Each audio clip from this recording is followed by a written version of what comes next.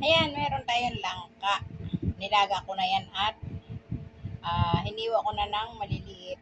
Ayan ang ating alimasag na hinimay. Ating babayuhin ngayon para ihalo natin para pampalasa doon sa ating langka. Ayan. Nahugasan na po natin ang ating almeres. Gagawin natin itong pampalasa sa ating gulay. Kasi kung ihahalo natin baka madurog at makatinik pa. Kaya atin na lang, ito hinalbusan na natin. Tinira ko ito sa yung hindi ko niluto. Nilagay ko sa freezer pagkahalbos. Ito'y atin ngayong babayuhin para pampalasa sa ating gulay na langka. Kumuha kasi ulit ako ng langka. Ayan. Makalas na to kasi malalaki na yung langka na nandun. Di na pwedeng gulayin pa. Hinugin na. Ito ngayon ay ating kukuhanin ng katas para pampalasa natin sa ating gulay.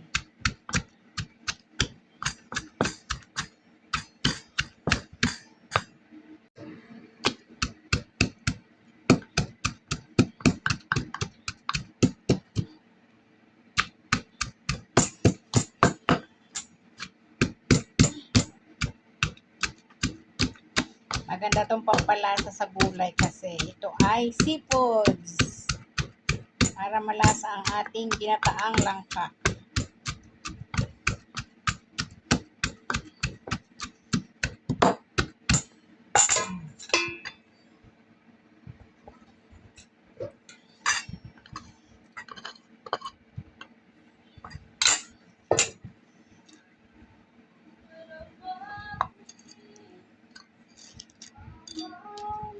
Yung mga sipit-sipit ating babayuhin.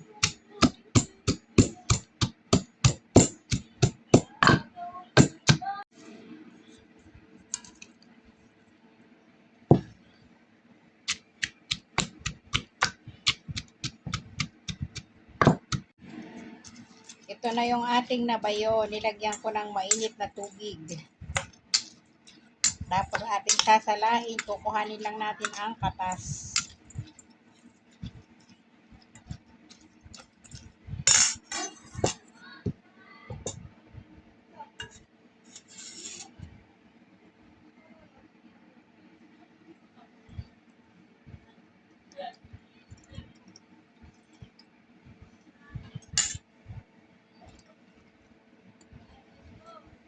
Yan o yung ating nakuha. Nilagyan ulit natin ng tubig. Hindi na mainit.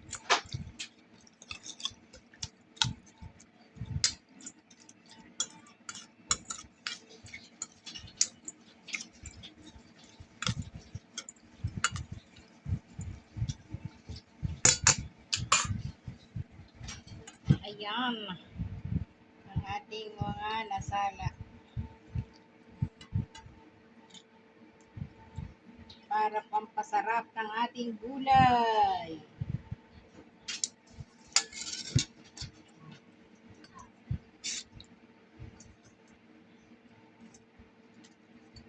Mga laman yun, mga laman. Ito yung mga laman.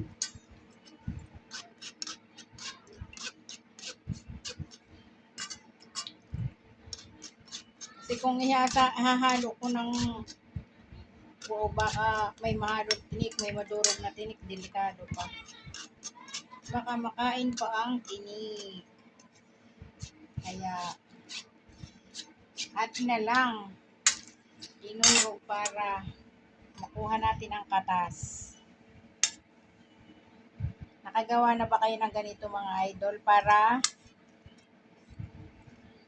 makuha ang katas ng alimasag? Ayan. Ang kadalasang ginagawang ganito ay hipon. Kinukuha ang katas.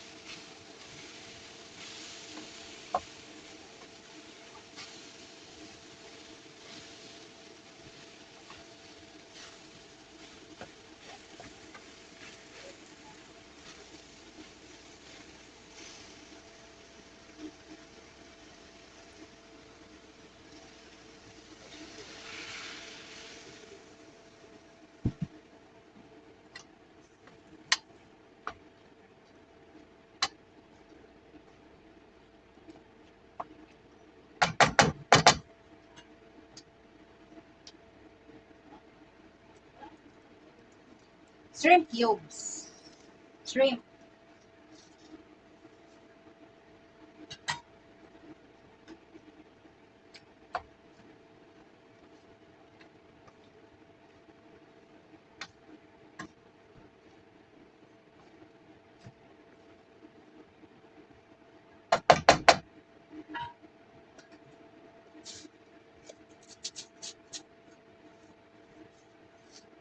Salt.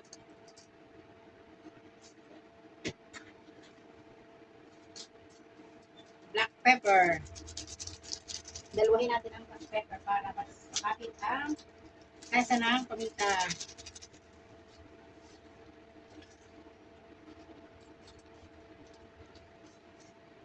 Bigyan na natin ang seasoning.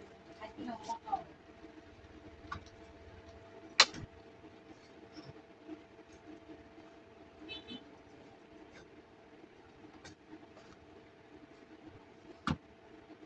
Nangangamoy na ang alimasag.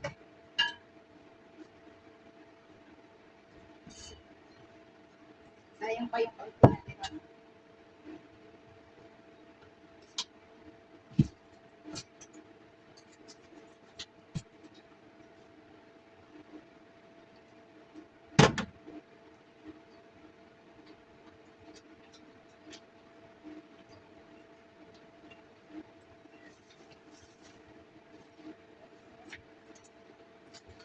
Ba't yung sarado?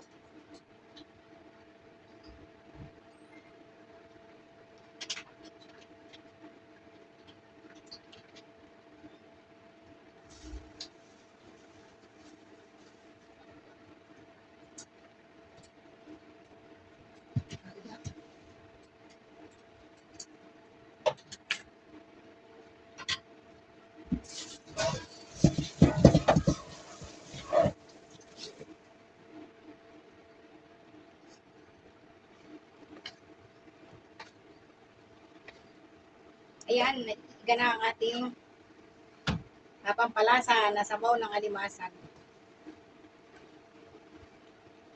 Makapit na yan sa lapalagay na natin ang ating gata. Yan ang magpapasarap. Wow! So creamy.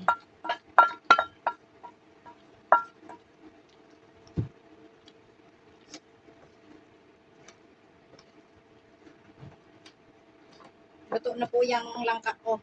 Nilaga ko na po yan kanina. Kaya madali na lang itong maluto dito. Lulutuin na lang natin ang gata.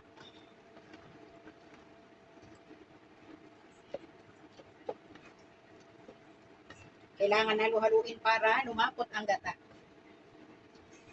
Sarap po nito. Siguradong masarap. Very natural ang ating halo, pampalasa. Yung katas ng alimasag.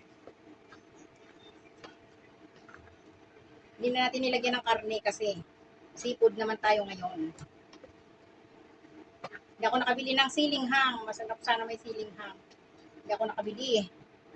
Layo pa ng bilihan.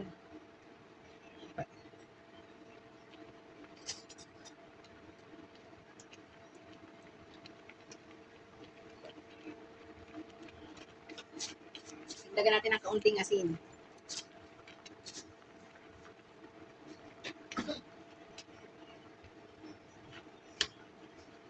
Wow, ang lapot ng ating gata. Ayun ang nor cubes. Shrimp cube.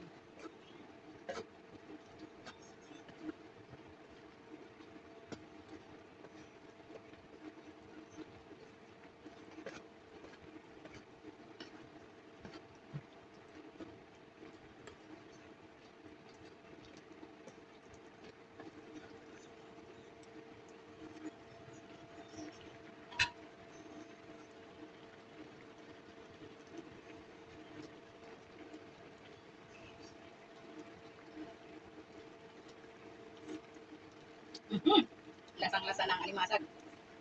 Sarap. Sarap guys. Seafood na seafood ang lasa.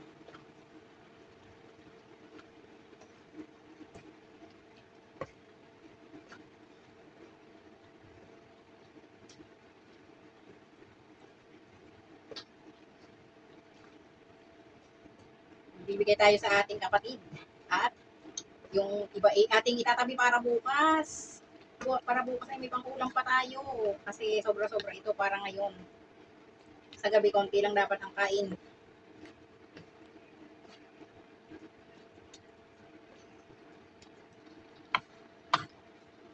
Yan, palapot-laputin na lang natin. Sarap. Tikiman time. Sarap naman. Sarap naman. Mm-hmm. Gusto ko pa ng isang paminta pa. Ang black pepper, dagdagan natin.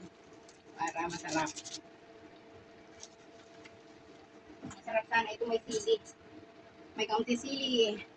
Ito tayo sili. Tinatamad lumabas. Ang layo-layo.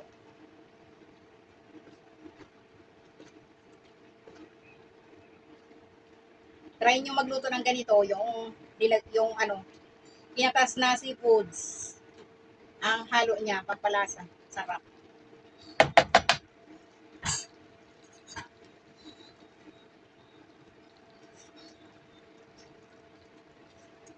Ayan, luto na ang ating ginataang langka with alimasag soup.